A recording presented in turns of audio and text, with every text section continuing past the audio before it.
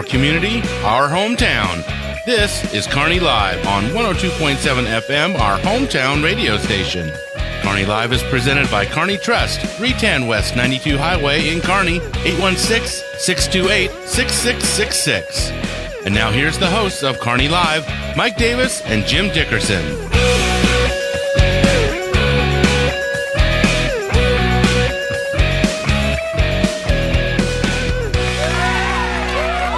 Here they are. Welcome. Thank you. Thank you. That's our studio audience. Welcome to the show today. You are listening to Kearney Live, and you're here today with the one and only Brian Watts at the controls. And I'm watching him, right? Yes, exactly. I'm watching this guy work the board like he's flying a 747. I mean, nobody comes close to the dexterity that Brian Watts uses running this board. Right? The hardest working man in Kearney. He puts the knee in Kearney. Right, Jim? That's horrible. Thanks, Jim. That is the worst thing I've ever heard. I know. Ever. I tried it one other time, and I thought maybe you guys would appreciate it more this time. But, yep. So sit up straight is what you're trying to tell me, right, Brian? Yeah. All right. Well, I'm here.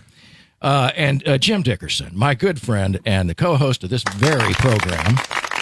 How you doing, Jim? I'm glad to be here. I am glad you're here, and it's always good seeing you here. You know, we have a guest today that I'd like to introduce just real quickly. Larry Fish is with us. Welcome to the show, Larry. Larry is the incumbent for the sheriff of Clinton County. I almost said Clay County. Clinton County Sheriff. And, and you've been around a while, and I'm looking at your resume here. I had it in front of me, and we were kind of talking about it off the air before we started, and I don't know if we can get through this. We might need 3 hours, but Brian's probably not going to give us that. No, I doubt it. All right, Jim, it's back to you. Thank you, Mike. A couple of things. We just want to cover a couple of housekeeping things. For those of you who have been asking, yes, we are still doing the news. And if you are not signed up for it, make sure you go to the 1027kearneymode.com. and sign up for the news. It's free, and then you can have it delivered to your email every morning. A lot of people are doing that, and we thank you for those that are doing it. Is it fair to say we're the new news? That is what I've been told. Right. So we'll wait for those stats to come in. But yes, we are the new news leader in Kearney. The other thing, if you don't want to have it, and here's the thing, the news is free. We're doing it as a service to the Kearney community because you asked for it and we're delivering it. You're welcome. You can also follow the news on the left side of our website. I think you see it there on the screen, or you did. You can see the news is on the left side, and then it's got all the archives. The other thing that we're starting to introduce slowly, am I allowed to talk about that? I don't see why not, as long as it's legal. So what we're doing is we've also got Kearney or KPGZ TV going on. Now that's on through the YouTube channel, but you can get to it through the website. It's on the center part of the website. If you just click on that, it is nothing but Kearney television. First Missouri programs Bank, that we do here. Who was that? I don't. Oh, that's it. Clicked on. I see somebody from the TV station. Yeah, so the TV station started to bleed through there, but.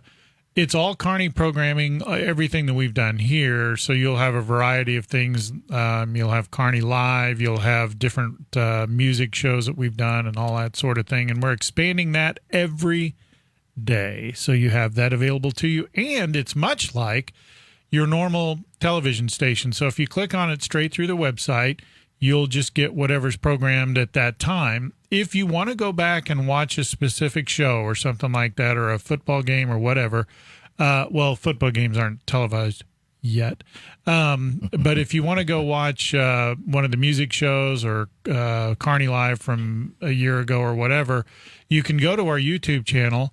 It's 102.7, the YouTube channel, and it's like DVD or DVR or whatever. You can go back and watch any show you want to. They're all categorized for you, so you have that. So we are expanding stuff every day here. Lots of options. So stay with us, and thank you for all that have made comments about the news. We've gotten tons of comments, and we appreciate those, and we'll continue to do it and continue to expand on it.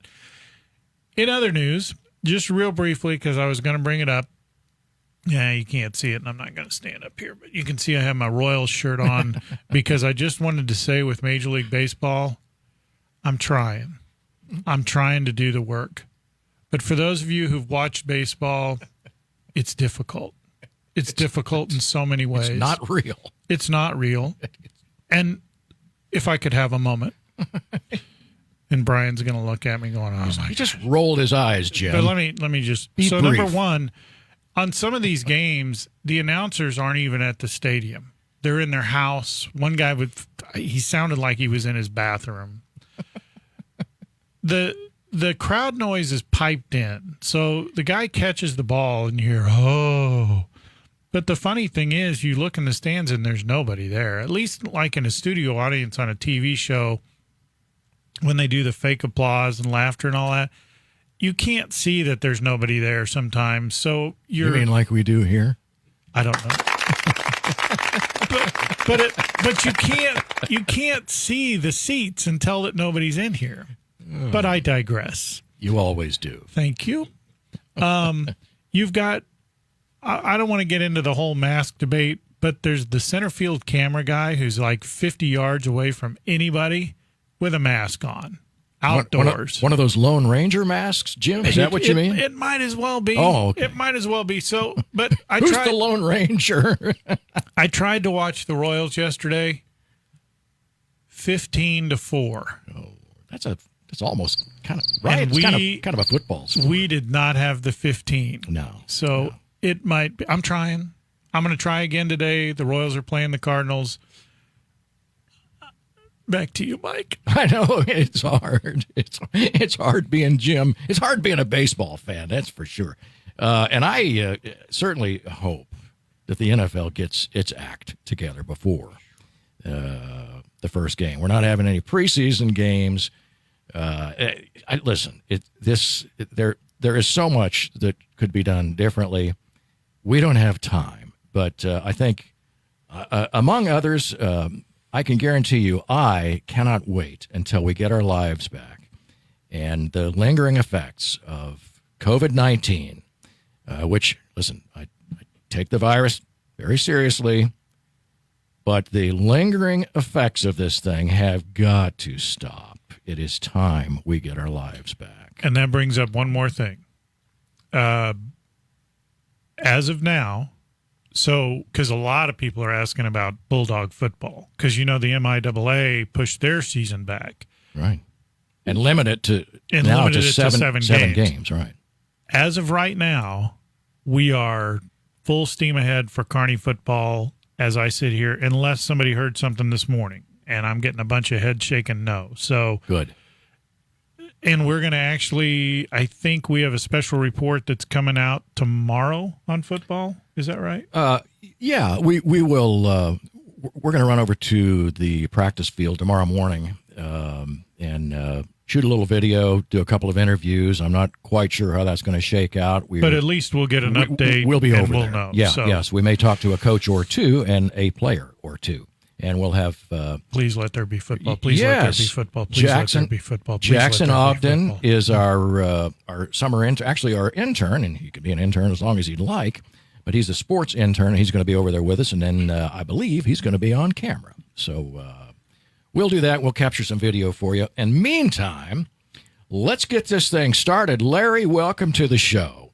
Afternoon to you. Afternoon to your listeners. And thank you so much. Thanks for being here. I mentioned earlier that you have a fairly robust, I guess to steal a word from Jim this morning, resume. But I would like for you to just sort of introduce yourself, because you and I have never met, and just pretend like you're telling me, where in the heck are you from, and how did you get here? Let's just start with high school. Well, I'm from my mom, Well, how'd that happen? we're not going to go down that road. Right. Now, I'm Larry Fish. I'm actually the current Clinton County Sheriff. I was born and raised up around Bethany, Missouri, in Harrison County. And Nice. Back in about 2006, I was kind of a transplant, moved to Clinton County. Interesting. And why would you move to Clinton County from? Basically for employment. Basically up in northern Missouri, jobs are pretty much hard to find. If you do find a job, it's, either low pay or, there's it's really few and far between. Yeah, it's a rural and very much farming community up Correct. there. Although I understand I'm a deer and turkey hunter. The deer up there are gigantic. It's God's country. Right, it absolutely is. I think typically they get some of the largest deer counts every single season. Yes. But that's a whole other story for another show. But wow, yeah, if you're living up there, you're probably doing more deer hunting than anything else. Oh yeah, it's great time to relax. No doubt about it. And the interesting thing I think about you as you're being the one of two candidates, and you're clearly the incumbent. It's interesting that you are on the Republican ticket, and the election is August the 4th, and it's the primary. Now, the primary is, frankly, because there's no Democrat, you and one other are on the Republican ticket. Whoever wins this primary is in, Yeah, right? it's all over after August 4th. Yeah. I mean, we've seen this happen before, but you would think, why on earth wouldn't there be a Democrat candidate for sheriff? Well, and that's the weird thing is Clinton County used to be traditionally a Democrat county, and it slowly has turned over to be Republican county. Well, I'm not saying that's a bad thing at all. Yeah, No. that got a laugh out of these guys in here. That's all I got to say about Thank that. you, Jim. I appreciate that. Nonetheless, I think best of luck to both of you, and Definitely. But tell me a little bit about your background. I see you've got some terrific endorsements here, training from FBI leadership programs, advanced investigating school from Kansas City Police Department, and major case squad from Lake Ozark Police, Clay County Investigative Squad. It goes on and on. Talk to me about your law enforcement background. What are the qualifications, as far as you're concerned, that would set you apart and make you the best candidate for sheriff of Clinton County? Well, what sets us apart is youth and experience and drive.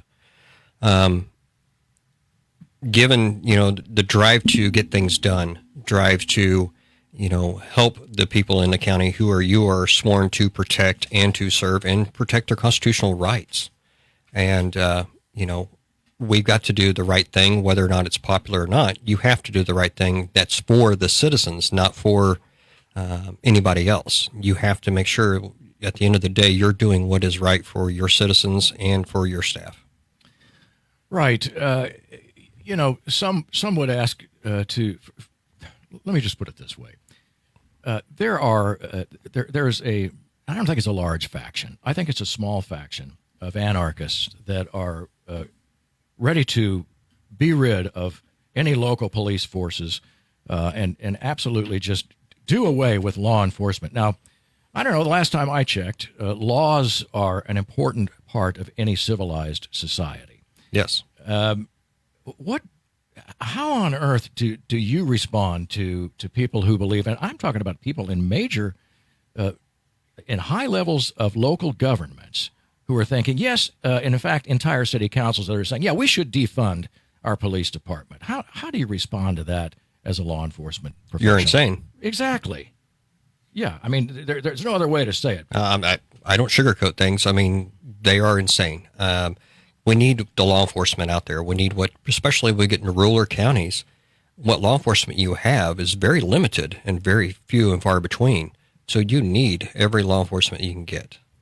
Well, I don't think there's any doubt about it, and we may be preaching to the choir on a number of levels here locally, but I certainly can't imagine. And then, in fact, I remember from one of the same cities that the entire city council was thinking, yeah, you know what, we ought to just go ahead and disband our police force. Well, these are the same people who have also then had private a security detail that is not part of the police department, I think, to protect them. Now, how does that work? That elected officials get police protection, but the electorate and rank and file people, citizens of the city, get nothing? How's that work? That's not right. Yeah. They should be treated just the same as John Smith that's on the street. They should be treated just the same. Yeah, and imagining that, I think the other thing they wanted to do is to send social workers to domestic disputes. Now, I can't think of a more volatile situation where an untrained person has to go in and there may be firearms, and let's just imagine maybe drugs and alcohol are involved with tempers flaring. How does that work, Larry? I guess we're going to find out because I don't really know. I mean, traditionally, what law enforcement's always been called is social workers on wheels. I mean, we've always been called that because we were expected to show up and deal with any situation, whether it be custody disputes, just a simple, a parenting issue with a child and a parent that they can't get along, or other things like that. We have to show up and deal with all that, and we've always been considered social workers on wheels. Right. See, the biggest problem with a lot of this is you have people, all this stuff that they're coming up with has been tried before, and It didn't work. So now I realize some of the people that are coming up with this may not be old enough to remember it or haven't researched their history. I know that's a bad thing these days to actually learn about the history, but all this has been tried before, and it didn't work, and people got killed because of it. You know what? If you want to try it again, here's the deal.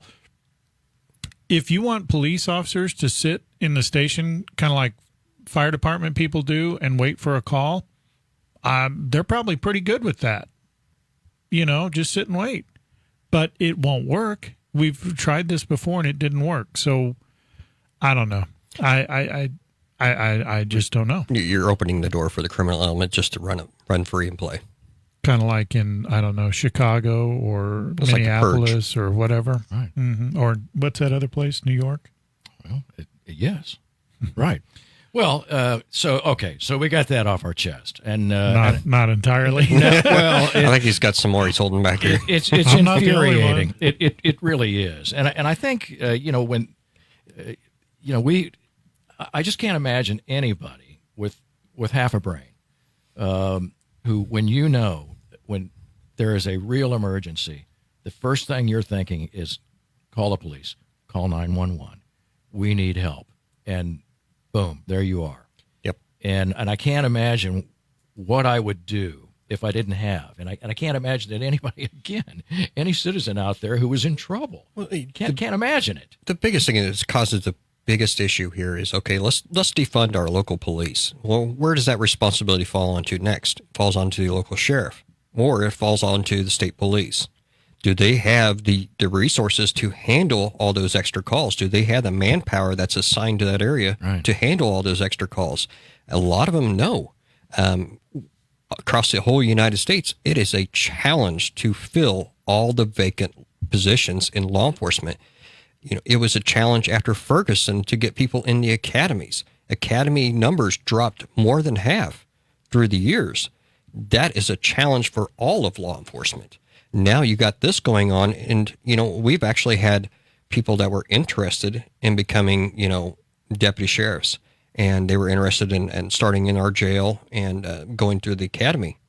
We've had a few of them call and say, I'm second-guessing my career. Not worth it. It's not worth it. Yeah.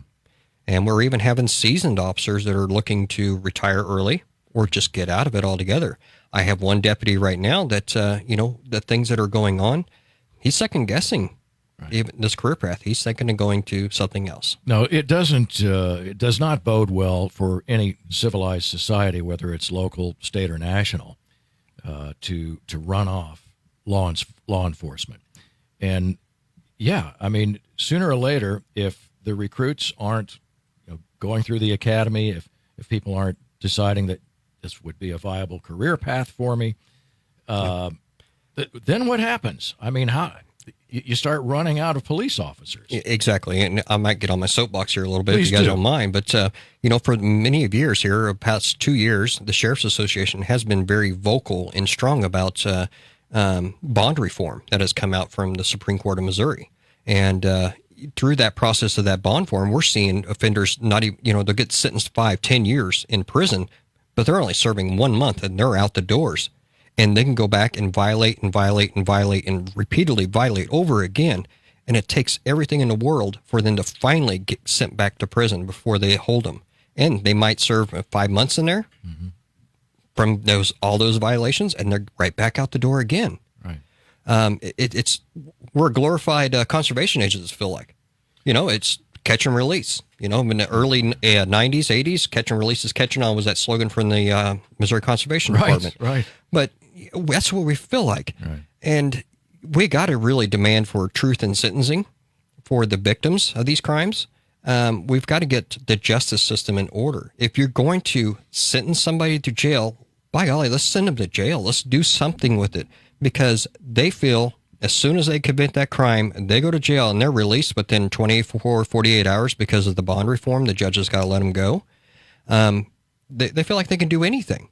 We've had many of sheriffs at the local sheriff's conferences that have stood up in front of other sheriffs and said, we've had people we've arrested, brought into jail, not even had a chance to really book them in, and the prosecutor says, go ahead and release them, or the judge, go ahead and release them, and we rearrest them again for burglary or whatever else, and we bring them back in, and they're constantly kicking them right back out.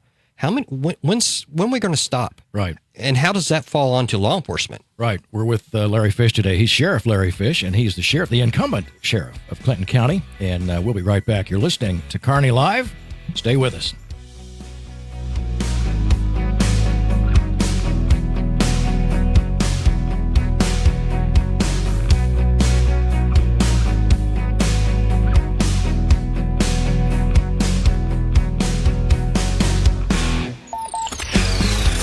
A special thank you going out to underwriters like these for their support of KPGZ.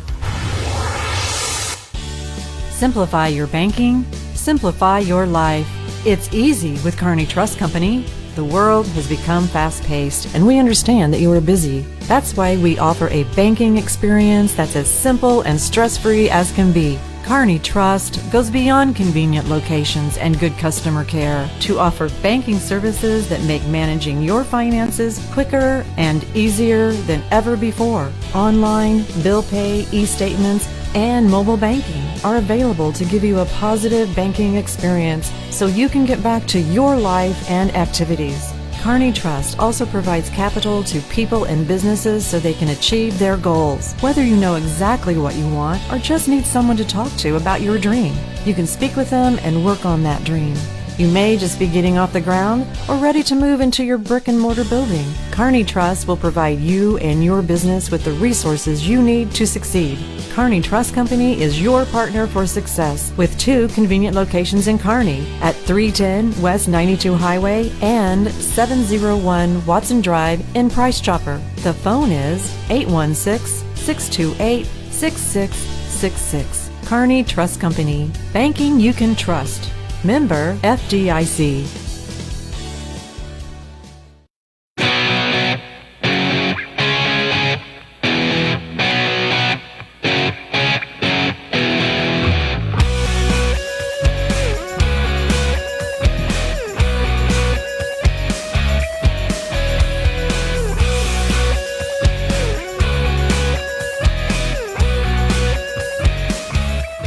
And welcome back to Kearney Live. For those of you who are just joining us, we're having a little law enforcement discussion today, and one of the things we were talking about was catch and release and that sort of thing. And one of the stories, for those of you who know, I have a little bit of background in that, and I remember we had a guy one time, and this is when that program first started, we caught in a stolen car 3 times in the same day. 3 times in the same day. So these programs, that have been tried over and over, and the problem is it's one of those things that's out of sight, out of mind. So what we've gotten to, and I don't know how we got to it, maybe you know, but we've gotten to this thing where everything benefits the criminal but not the victim. How did we get into that? I don't know, because we can get people that break into houses and they get hurt by simply cutting their hand on the window of the house they've broken into, and they can sue the homeowners. Right. This is absurd. Well, the other thing is a lot of people have mentioned this. So you hear all these stories about how the law and the criminal justice system hurts people of lower income and that sort of thing, when in actuality, the truth is the opposite. Here's an example. You get people, lower income people or whatever the case may be, and they'll get arrested. I'm going to use a traffic offense like DUI for their 3rd or 4th time. if you don't have a job or anything else, and you just kind of, you go work at McDonald's and then you move to somewhere else and you bounce around everywhere, it really is no impact to you. If you're a career person and you get arrested for like DUI, it impacts you greatly because you can't get to work, and your work isn't something where you can just go get another job. And some jobs, DUI is disqualifying. Yeah. Law enforcement, a lot of time, well, it used to be. I don't know if it is now. In my current profession in the airline world, a DUI is devastating. It'll end it. In trucking world, Trucking, all sorts of things. So, we've gotten to this thing where we seem to be protecting the criminal, and I'm not sure how we got there, and I'm not sure how we go back. I don't know either. I'm a firm believer everybody has their rights, and we should protect everybody's constitutional rights, but at what cost? Society spends so much money in general. Our insurance rates that we pay every year go up or they go down. And you're talking car insurance. Car insurance, right. I'm talking homeowners insurance, everything. And related to crime. We can get cars stolen all the time. We get houses broken into, things stolen all the time, people stealing from stores. That trickles down to the cost of your goods that you purchase at that store are going to go up. And the term that they use is shrinkage. They allow a certain amount of shrinkage in those retail stores. But if they start exceeding that, they're going to have to either eat it or they're going to have to write it off on their insurance. And that bottom line, it's going to affect me, you, and everybody else. And that's a really good point. So when you pay your car insurance, just know that a large portion of that isn't because if you get into a wreck, you're paying for uninsured people. You're paying for things that people who are accident prone, who are driving while revoked and because they can't drive at all and they run into things, hit and run. All of that's factored into your bill. You're paying for it. You're paying for people who don't. We had a news story just the other day. The local person who stole the RV was on his fourth driving without a license charge. Correct. And then it'd be a second tampering with a motor vehicle, stealing a motor vehicle, leaving the scene of an accident too. Yeah. And so that was right here in Kearney. Yeah, it was right up in Holt. Yeah. And so all the damage he did, we collectively are going to pay for. That's right. He will never have to pay for that. And the same thing is, so what I'm saying is when you go shopping and you complain about the price is too high for something, or you buy insurance, keep in mind who you're paying for. A lot of it isn't you. It's for the misgivings of others. That's right. Yeah, no doubt about it. Larry, we're visiting today with Sheriff Larry Fish of the Clinton. He's the Clinton County Sheriff and the incumbent, by the way. And the election's coming up on the 4th of August, and that election will determine you have one other opponent, and whoever wins that race wins the sheriff's office. That's right. I wanted to visit with you a little bit about some of your training and background, and I think one of the things we talked about off the air was the fact that you've got some organizations and individuals who have endorsed you from not just here locally, but there is one here that I thought was real interesting. The Hong Kong Hostage Negotiations Commander, Dr. Gilbert Wong, who has endorsed you, and you had an interesting story about, I can't remember if it was him or one other global connection that you've been involved with. Talk to me about that. I think that's real interesting, how it's such a small world nowadays, how you get to know people, law enforcement people, and experts around the world that actually help you solve cases right in Clinton County. It's exactly right. It is a small world. We are very much transient in our daily lives. We're transient when we pick up our cell phones, too. We make connections with people all over the world. I have a really good friend who's a German federal police officer, and I never thought ever, since 2009, that I would ever reach out to him and need his official help. But we had a case involving a former school teacher up in Cameron, Missouri. And during that investigation, we had foreign exchange students that were from Germany. And we had a hard time, going through the federal channels here in the United States to make contact with this victim's family. And finally, we just reached out to him and we got the ball rolling quickly. And the German federal police were right there with us every step of the way and got the case going quick. Right, and that's just the thing I'm talking about. I mean, you think, what are the odds of that? You know, we're a cozy little Clinton County here, and wow. And then you get instant help. I mean, they just cut a pathway clear to the information you needed to solve a case. Exactly. And that's exactly what we needed. We didn't have the time to hunt down, nor did we have the resources. And I know HSI was having a hard time trying to get everything pinpointed. And, you know, it was great to have that connection with the police out there, and it worked. Right, no doubt about it. I'm curious, how does the Clinton County Sheriff's Office differ, or does it differ any from Clay County? I mean, we're smaller. The deputies handle a little bit more than what the deputies would in Clay, I would say. But overall, we have the same mission. We have the same goals, and we just don't have the broad amount of resources as Clay has.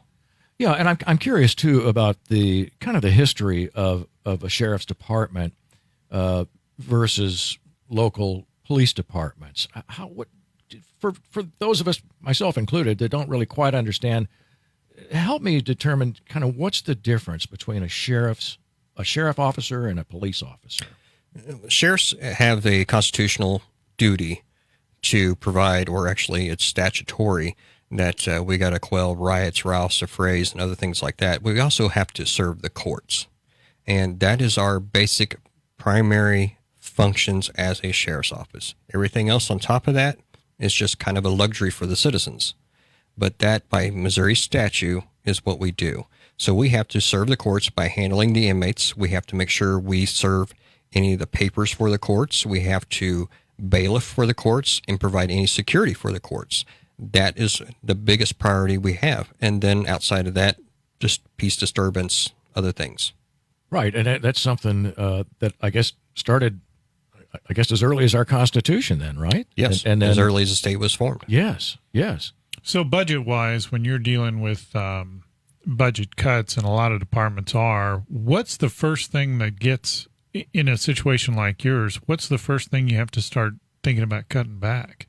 And the best that we can try to do is cut back on overtime. That is we pretty much have a shoestring budget. We have to work closely with the judges to see, unfortunately, what inmates really have to be in jail and what can be released. And that's a hard decision because, you know, I prefer, if we can, to keep them in there if it's deserving for them to be there. But that eats up costs for us. You know, we have people in different parts of the United States that we had to extradite. Yes, the state of Missouri does reimburse us for that, but it may be a reimbursement you see 2-3 years down the road before the state of Missouri pays you back. So the county's eating that cost for the meantime. You know, are we going to go get somebody on a $2,000 warrant that's sitting in Florida that's going to take us about $2,000 to go get him? Mm-hmm. And chances of us ever getting reimbursed for that are probably going to be slim to none, other than what we get from the state of Missouri. You know, as we look at budget cuts for sheriff departments, what can the citizens do? Do we have to get new commissioners? Is that where it starts? Where does it begin? How do we start moving this thing forward to where you get the funding that you need? Well, the citizens just have to get involved, and that's where it comes from. Nobody likes the word tax. Nobody likes the word tax at all. We had earlier in 2017 revamped the jail committee that Porter Henson was a former sheriff, had started back in the late 2000s and mid 2010s. And that committee just kind of fell along the wayside. We really need a jail. The jail that we have right now is a death trap. It's seriously neglected. We just don't have the funding to properly, you know, fix the things that are going on inside that jail. And plus, it's also a safety hazard for the inmates and for the staff. The staff itself that even has to go in there and work. You know, there's blind spots that you just can't see, and there's just other things that are going on that we have to change. You know, we've never had a law enforcement tax in Clinton County. Most of the counties around us have a law enforcement tax. You know, I'm not a big opponent of paying taxes, But if you come to me educational and show me the reasons why and what the gain is going to be out of this, I would consider doing that versus something is just thrown together and put out there and they're just wanting to do this because they want it. It's something that is really needed because our deputies start out at $24,095 a year. That's how much we pay a starting deputy in Clinton County. That's now, criminal right there. Well, we depend on the state grant system to bring their pay up to $30,000 a year. Oh, I see. Yeah. But that's not always going to be there. No. And, I hate especially in a time when you're having trouble getting people anyway. Exactly. Right. I can go to the neighboring county to the north and make $36,000 a year starting. I can go here to Kearney and make in the 40s. I mean, it doesn't take very long for them to find a place that makes a whole lot more money than what Clinton County is paying.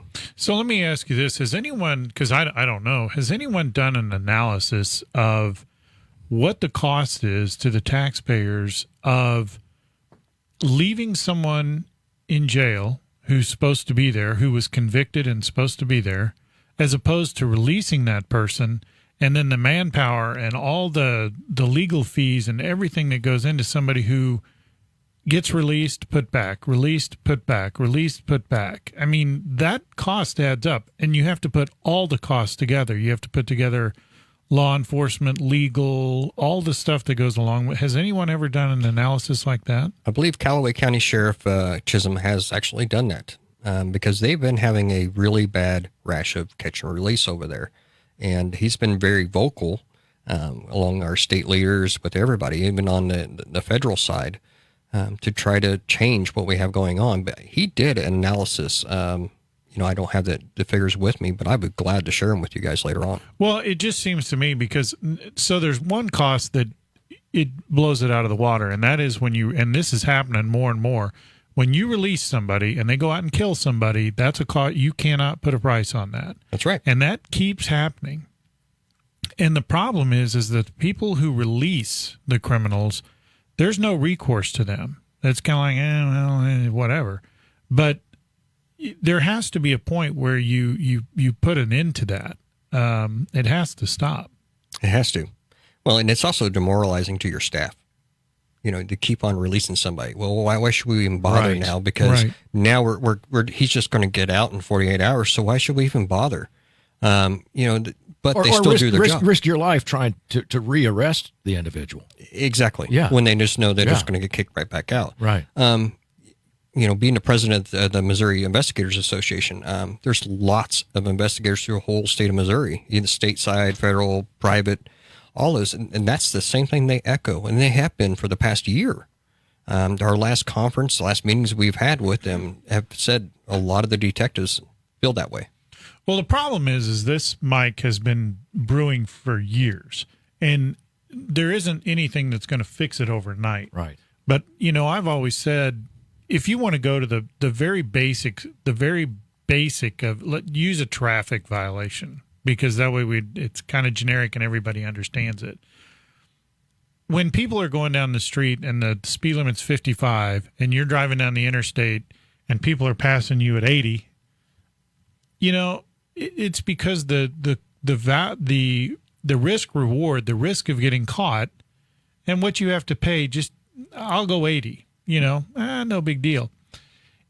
If you knew that if you get caught and the speed limit's 55 and you're going 70 in a 55, it's a $15,000 fine. I bet driving down the highway, there wouldn't be a person going over 55 because now the risk is more than, I'm willing to say. And if you can't afford the $15,000, 30 days in jail. Now, that might be a bit extreme, but the point is, once the risk reward starts to balance out, then all of a sudden things start to straighten out, and you do that across the board. It's just like these peaceful protests.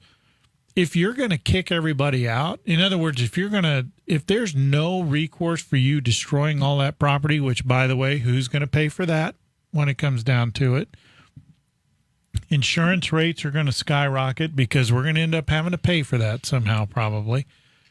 But if there's no risk of getting caught, why would you not? I mean, that's why these people are going out and just doing this time and time again. There's no nothing's going to happen to you. Why wouldn't you do it? Exactly.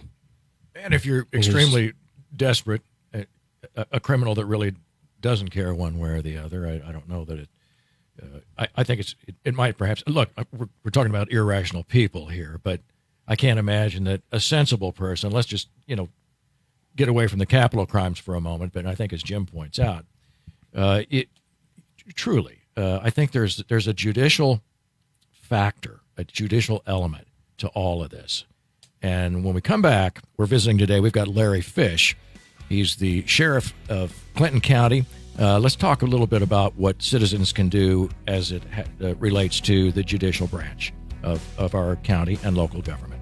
Stay with us. You're listening to Kearney Live. We'll be right back.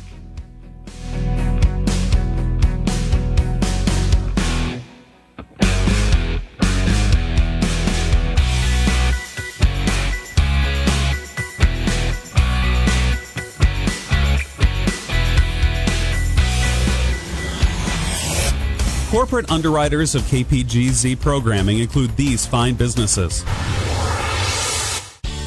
Simplify your banking, simplify your life.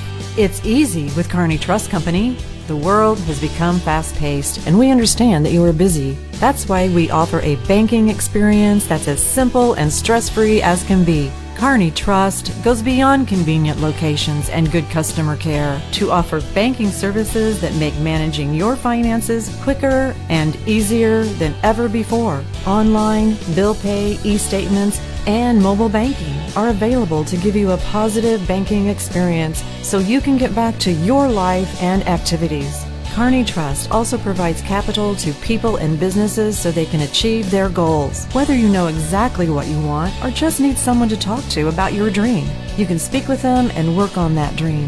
You may just be getting off the ground or ready to move into your brick and mortar building. Kearney Trust will provide you and your business with the resources you need to succeed. Kearney Trust Company is your partner for success with 2 convenient locations in Kearney at 310 West 92 Highway and 701 Watson Drive in Price Chopper. The phone is 816-628-6666. Kearney Trust Company. Banking you can trust.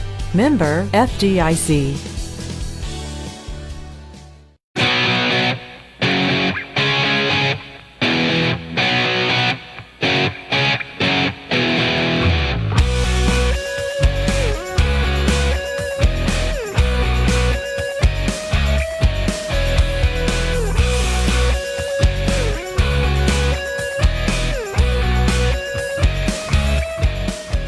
Big smile there from Brian Watts. Look at that smile. I like having this guy with us. I tell you what, the hardest working man in Kearney is right here with us today, along with Larry Fish, Sheriff Larry Fish. He's the incumbent of Clinton County, and there's 2 of them running. And April 4th, it's a knockdown, drag out. It's going to be a big fight. And whoever comes out on top of that gets the sheriff office. And put any pressure on you there, Larry? Nah, you're cool and calm and collected, I can tell.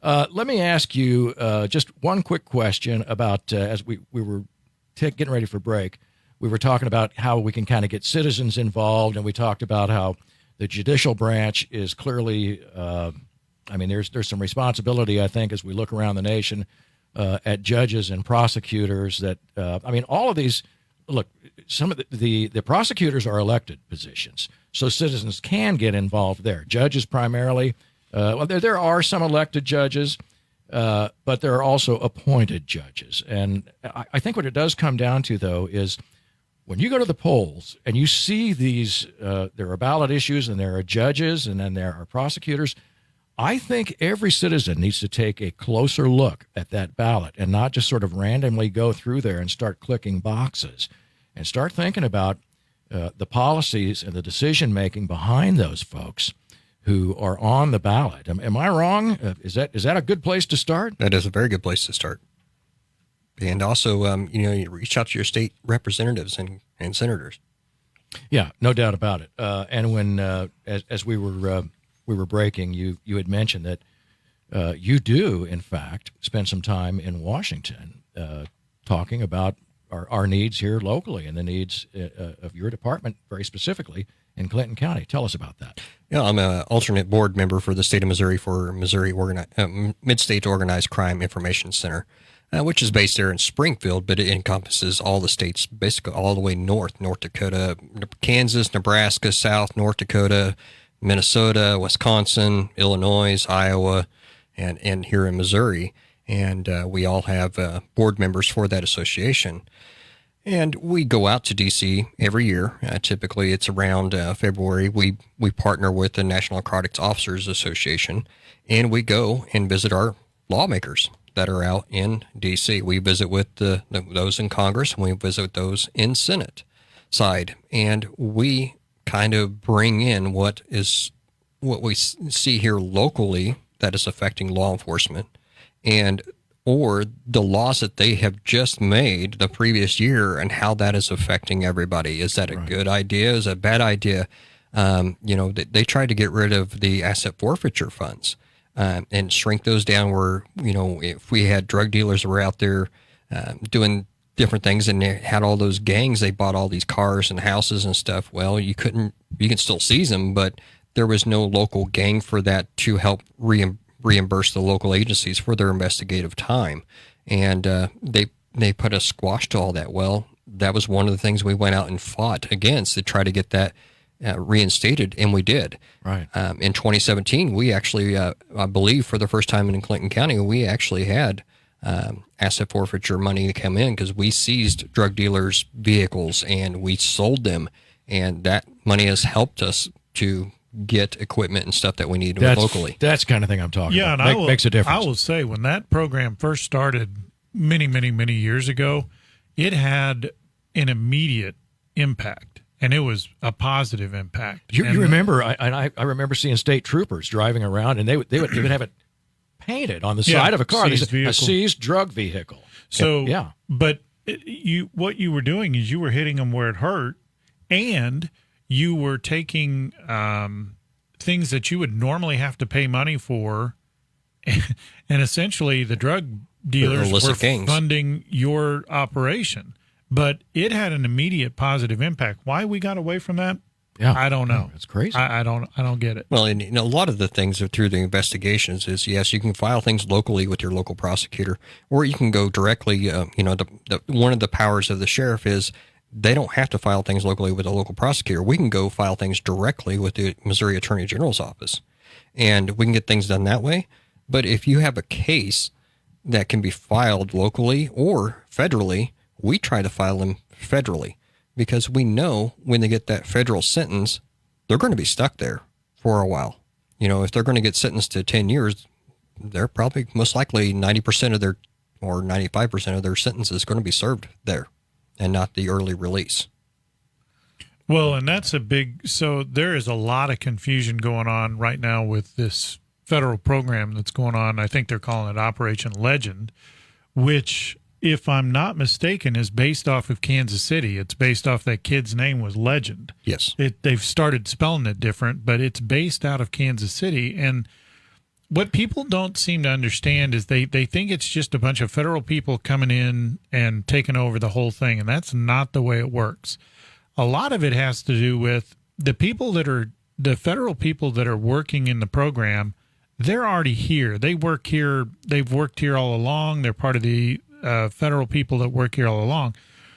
What's kind of happening, and it's much more detailed than this, and it's much more detailed than you'll ever hear in the news, and we were talking about this off the air, this is kind of going back to, if you think about how the deal worked when Elliott Ness was doing and Prohibition, they couldn't work through the local police departments because they would never prosecute anything. In Jackson County, it is known Jackson County has the worst and weakest prosecution system in this whole area until you get to St. Louis. That doesn't help an already decimated police force. So what they're doing is now they're going to use the federal system, and they're going to basically say, if you're not going to do it, we'll take care of it for you.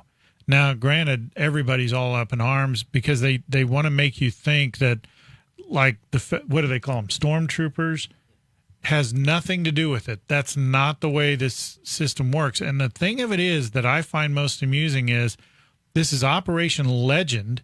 It's based off of a kid that was killed in Kansas City. How can you be against that? Oh, they'll find a way. I don't get it. They'll find a way.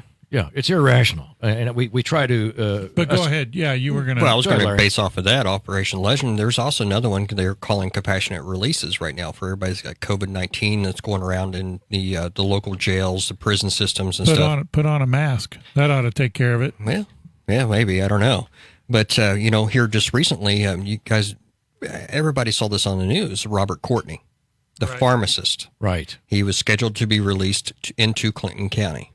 And obviously, we became inundated with just so many phone calls and messages about everything he's done. I was not around here whenever all those crimes were committed, whenever he was finally arrested and brought in to face charges. But I had to reach out to, Senator Roy Blunt. I talked with Roy directly. I said, what is going on here? He says, yeah, I don't know. He said, we're going to find out. The Department of Justice is going to be answering for this because, he's killed well over 200 people. He's just so folks know, he was the pharmacist that was diluting the cancer medications, correct? That is right. Okay. Yes. Yeah, and that was a huge story. I mean, I remember it. Yeah. 20 years, 30 years ago? It was more like early 2000s. It wasn't 30. 2004. 20. Okay. Yeah, 15, 20 years ago. But, it's interesting, though, that it goes to show it's out of sight, out of mind. And then you also get the element of people who are not old enough to remember that are making decisions, and they're like, no big deal, because they don't research the history of what truly went on. Right. You could frame it up as a white-collar crime, and it's anything but. We're talking about somebody who's trying to shave money, basically cutting off the top. I made $18 million. Exactly right. By diluting the medications that cancer patients need to stay alive. And I, for one of the reasons I remember the case is I had a buddy whose wife died as a result of this. No doubt about it. And I may have missed this part. Was he up for release because of the COVID thing? Yes, because there's COVID in the facility that he's at in Colorado. Therefore, they were considering the low-level offenders to be released early. Low-level? Right. How is he a low-level offender? Exactly. Because it was a non-violent crime he was officially charged with. That is outrageous. But dead is dead. So you go and you take that paintbrush and you paint it straight across the wall. You put violent crimes above, non-violent crimes below. Whoever is in that non-violent crime area, regardless of what happened, they're going to be considered for release. They don't go digging in until, you have victims saying, hey, wait a minute, this is what he's done. And then it brings it to everybody's attention to hopefully we can jump in there before the, Bureau of Prisons lets them go. Where are the judges in a case like this? I mean, how does something like that happen? I mean, we all, as citizens, we look at it and we think this isn't even rational. Yeah. And you have to wonder who, as you say, paints the brush. Who says it's either this or that? To me, that's where a federal judge comes in and says, I'm going to have to make a ruling here. And it's going to be based on, I think, more than it's either this or that. I mean, there's no dichotomy in a situation like this that it's either or. Yeah. Or zero sum, as they say. The Department of Justice is the one that set those up. And, like Senator Blunt said, you need to really look at the details of what the crimes were and not just assume this is a nonviolent crime. You need to dig in there. And, the same way with Josh Hawley, Senator Hawley, his office, I didn't speak directly to Josh on this one, but, his LA that he has out there, legislative assistant, said the same thing. And I talked with Congressman Graves, and they were just appalled that this was even something that's being considered. Right. We've got just a little bit of time left, minute or so. Sheriff Larry Fish is with us today. He's the incumbent Clinton County Sheriff. And Jim, anything you want to follow up with before we get ready to wrap this up? No, I think we've pretty much covered it. Well, the thing is, we get in the weeds more if you want. I wish we had more time for 5 hours. Right, I'm sure, and I certainly appreciate your law enforcement background, and Larry, of course, you as well. Just because I'm just an ordinary citizen, and I am so frustrated. I mean, can you hear it? But I'm not alone in this. I mean, we're all there.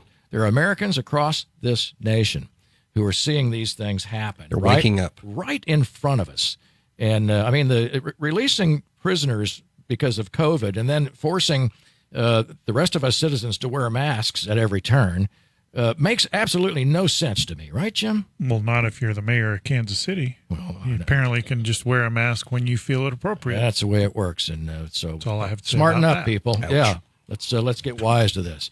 I am so happy you joined us today. I'm glad we got an opportunity to meet you, Larry. Likewise, gentlemen. I yeah. appreciate it. Well, come back anytime. We wish you the best of luck in the election, and be safe out there. We will try our best every day to make a home safe. You bet. Thanks so much for everything you do. We appreciate it. And all of you law enforcement officers out there, every single one of you, we appreciate everything you do. Next week, Brian's holding up a sign that says right there, Clay County Sheriff Candidate Wick Pickard, and I love that name. Wick, I've seen your name on the signs out there. I said, that's a great name right there, Wick Pickard. It'd be better if it was Wickard and it was Pick Wickard. His mother might have something to say about that. I don't know. Thanks so much for being with us. Thank you all for listening to Kearney Live and watching it now on KPGZ TV. I really said that. Wow. We're getting there. Stay with us. We're going to grow and grow and grow, and we're going to be right here for you, Kearney, Missouri. See you next week.